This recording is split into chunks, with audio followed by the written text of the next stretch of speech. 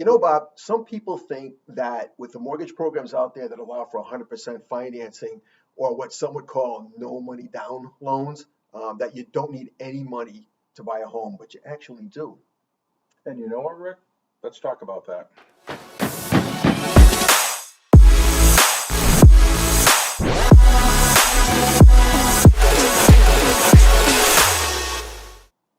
Hello and welcome to this episode of What's Their MO. I'm Rick Masnick. And I'm Bob Orlando, and it's good to be back. I've been out sick for about a week or so, and it's good to be back on the show here. But today what we want to do is debunk the myth that you can purchase a home with no cash whatsoever. Yeah, I love it when someone calls to get a pre-approval. They don't have any money and they say, well, there's got to be something out there for me. And I actually hear that quote quite a lot.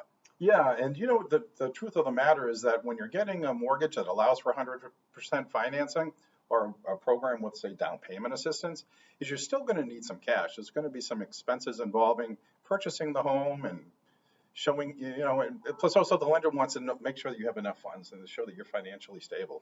You know, we want some fiscal responsibility. Exactly. As far as expenses are concerned, you're going to need funds for your offer. See, when you make an offer, they're expecting you to put down, say, $1,000 to $5,000 to show the sellers that you're serious and that they're going to hold that property for you until closing. And when you do close, you get the money back either in the form of a rebate check or the money just gets credited towards your closing costs.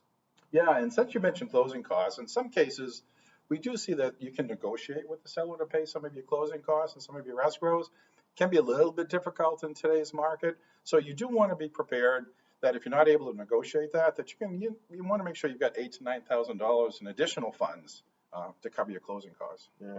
And then there's inspections because you're going to want to have the home inspected to make sure that the electrical system is up to code. Right. You're going to want a pest inspection, make sure there's no infestation. And if the property has a well or a septic system, you're going to want to have those inspected too. And in some states like Massachusetts, the septic inspection is a requirement. They call that Title V. And if you're getting a VA or an FHA mortgage, the well and the septic inspection is mandatory. Yeah, and of course, no lender wants to see that you're going to close and move into your home with nothing left in the bank.